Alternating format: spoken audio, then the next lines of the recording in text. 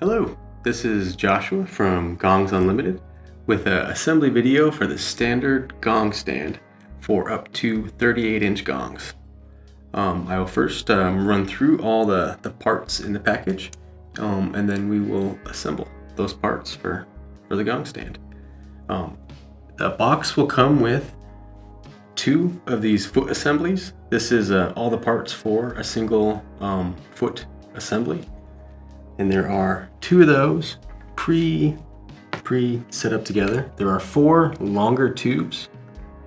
One of those longer tubes has the Gibraltar logo tag on it and the 2 gong mount clamps that will be the holders for the gongs that hold the S hook that holds the gong. So that piece is the top bar. And then there are 2 small tubes with a extension clamp already set onto the small tube. And then there are 4 T-clamps, and there'll be the bag of the gong mount S hooks, and a bag with the drum key, which is all you need for tightening what you can't tighten by hand. And there is 1 extra bolt and nut for these style clamps with the drum key tightener. There's 2 styles to tighten a Gibraltar clamp: the square-headed drum key or a wing bolt that you turn by hand. And that is just an extra bolt for that drum key style clamp. All right, so I will keep the drum key out with the feet, put the extra back there. And before I start, I want to look at the T-clamp, the standard T-clamp by Gibraltar, which is Gibraltar's design and pretty ingenious for a structure that holds a lot of weight and can be adjusted pretty easily. There are 4 wing nut ends. Loosen all of those so they are loosened, and each tightener works with the whole structure of the system. So as you tighten one, the whole clamp's gonna tighten around because they work in tandem with each other. So there's 4 axes of structure to the clamp. 4 of those T-clamps. Now, the feet. Start with the foot assembly. I'm gonna set the top to the side, bring the feet here. The clamp that holds the top tube is tight for shipping and off to one side of the foot assembly, so it's not quite ready.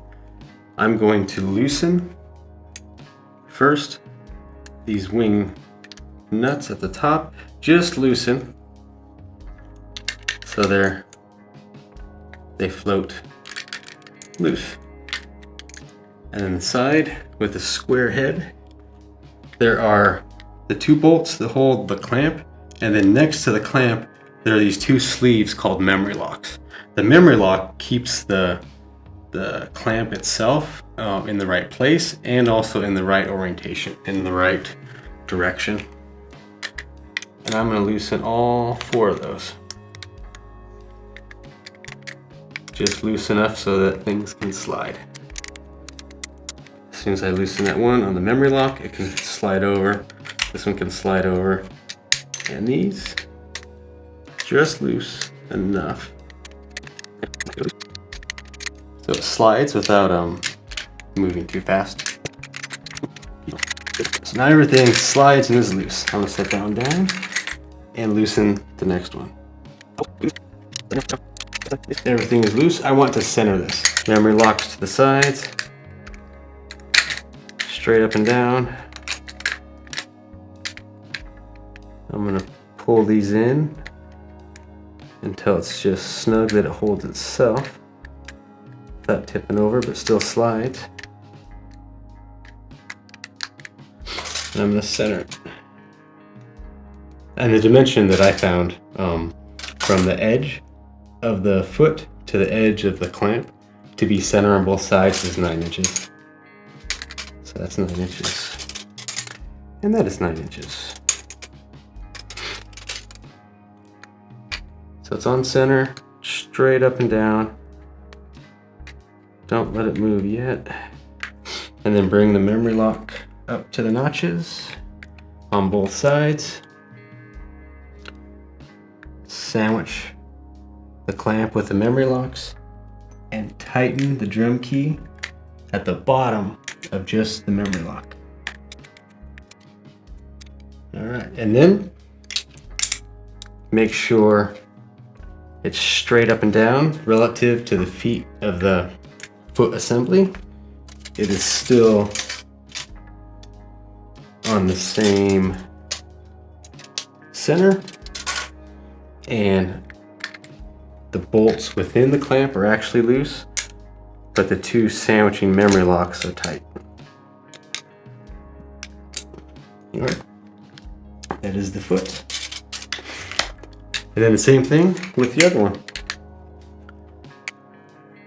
I'll then lay one of the longer tubes horizontal on the ground. That'll be the width of the stand.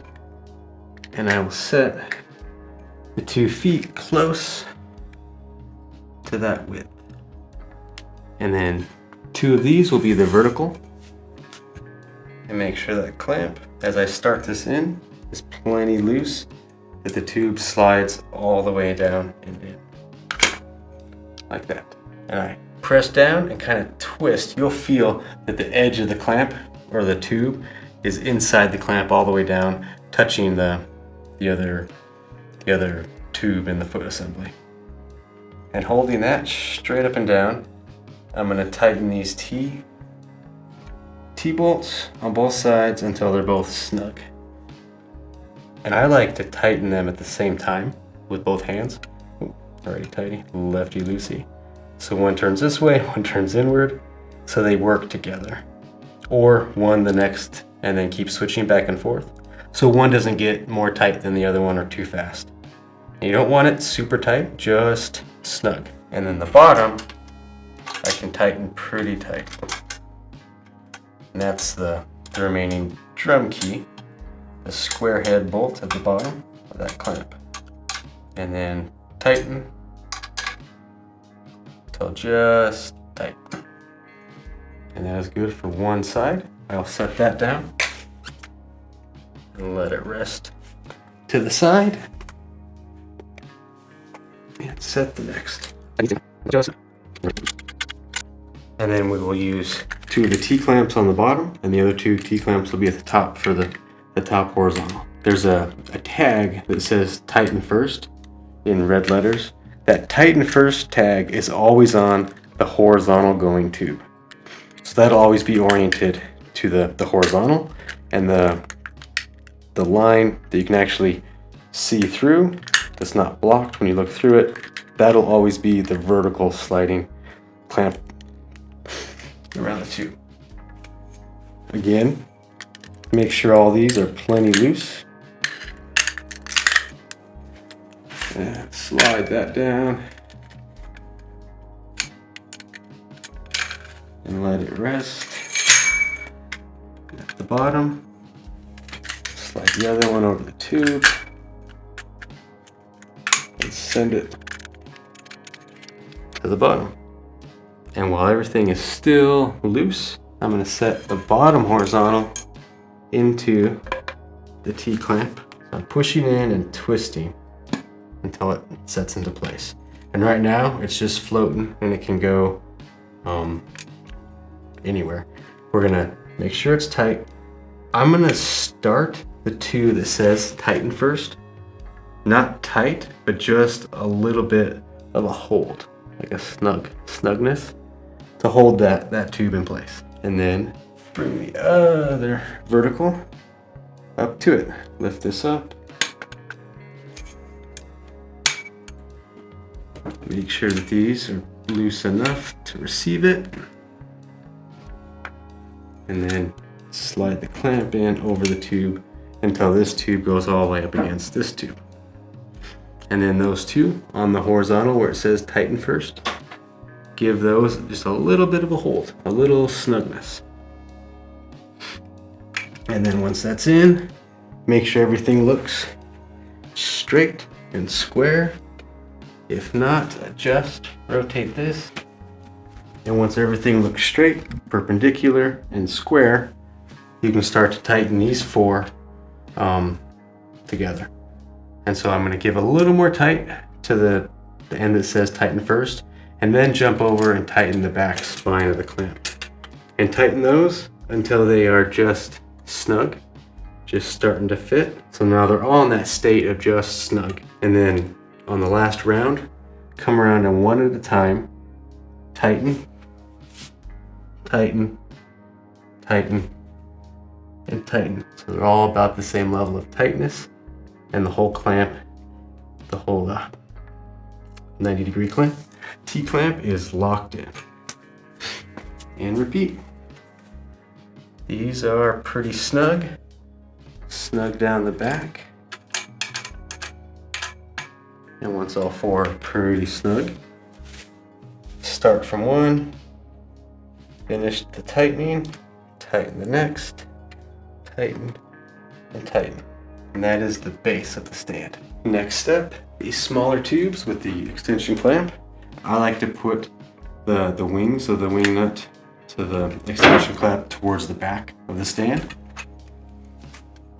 And those, make sure that the bottom one in particular is loose enough that slides down.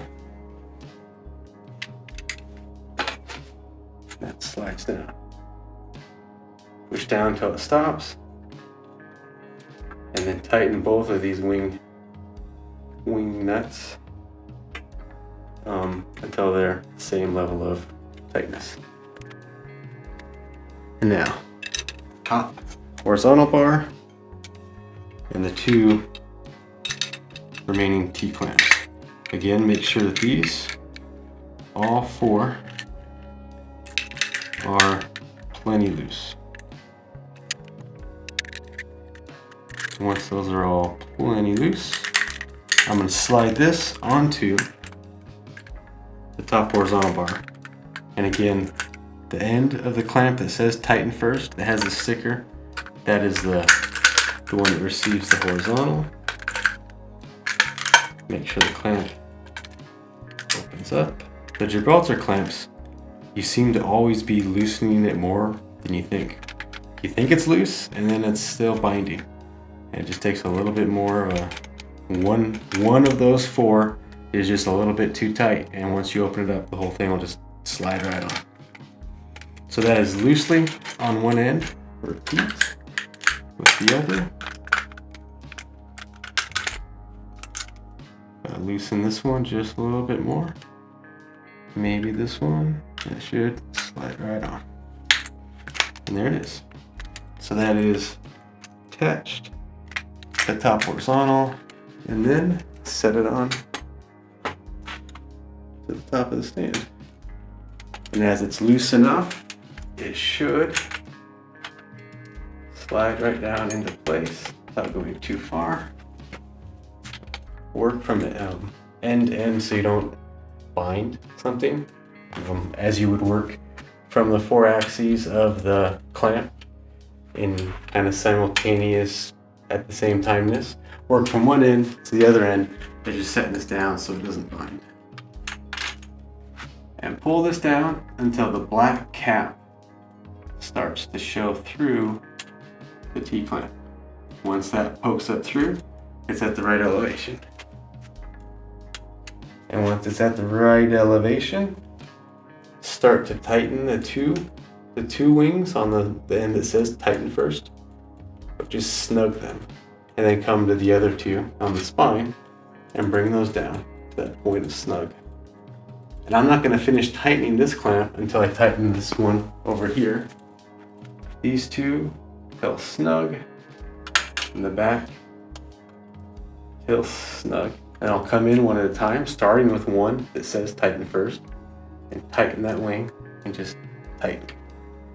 And the next, tighten, tighten, tighten. And then repeat. And that is the frame of the stand. And last is the actual hook. These hook mounts loosen, same kind of wing. And then once loosened, you can pull these in to whatever size you need for whichever gong you want to hang on the stand, at whatever width the gong cord finds itself. You'll want to center it, tighten those clamps. In the bag, there are 2 gong holding S hooks. The S hook goes through the hole in the holder clamp, and you want to make sure that the hook that is the holder for your gong of the S is pointed towards the front of the stand, and slide the hooks in. And that is the Gibraltar, standard Gibraltar gong stand for gongs up to 38 inches.